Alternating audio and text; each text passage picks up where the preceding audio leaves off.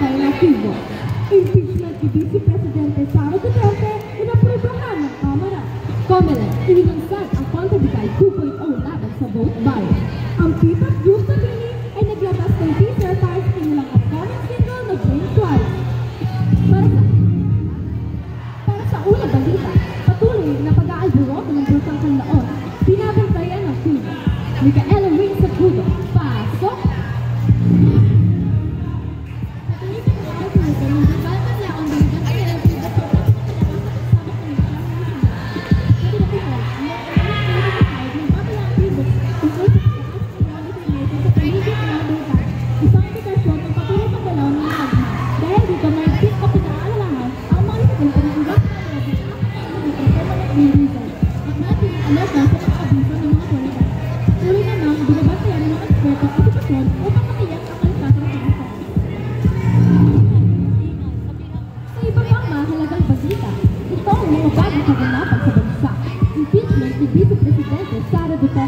Inaprubahan ng Kamara.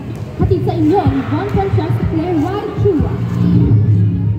Inaprubahan ng Kamara noong 5 ng Pebrero 2025 ang impeachment ni VP Sara Duterte. Kasunod ng mga alegasyon ng katiwalian at banta laban kay Pangulong Marcos Jr. Suportado dito ang 215 mambabatas na bumoto pabor sa impeachment. Maaaring itanggi ni Duterte ang mga akusasyon. Nagahanda na siya para sa paglilitis sa Senado sa Hunyo. Magpatuloy sa mga susunod na balita, narito muna ang isang espesyal na segment mula kay Alexis Juan Roquillo. Uy, pare, ikaw ba yan, ha? Oo, Peds, kumusta ka na? Naiinis ako, Peds. Bakit naman to?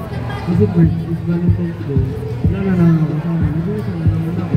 Nagamit pa naman ako sa igalan ng tagbaro. Sa masarap na tsokolate. Sigurado magugustuhan ang bibigyan mo. Okay lang yan, pare. Ako din, wala kasama eh. Gusto mo mo na lang. Ako, sige pare. I love you.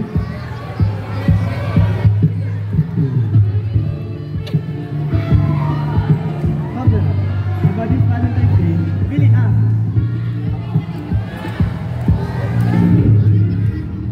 Narito naman ang susunod na balita na tiyak na may malaking epekto sa nalalapit na eleksyon. COMELEC, inilunsad ang Contrabigay 2.0 laban sa vote buyer. Contrabigay 2.0 inilunsad ng COMELEC noong 10 ng Pebrero na binibigay laban sa vote buyer at vote selling sa ilalim ng pinakalawak na Contrabigay. Ang mga alagad ng batas kabilang ang Philippine National Police, Armed Forces of the Philippines at ang National Police Security. Ito ay maaari matagawa ng surveillance at validation information na nakaulat sa mga detalye na may kaugnayan na boto. Pagbebenta ng boto ay mga abuso sa mga kalukunan ng Estado. Noong 10 ng Pebrero, ang COMELEC ay nagbubuhat sa Contrabigay 2.0 laban sa vote buyer at vote selling sa ilalim ng Pinakalawak. Noong loading ng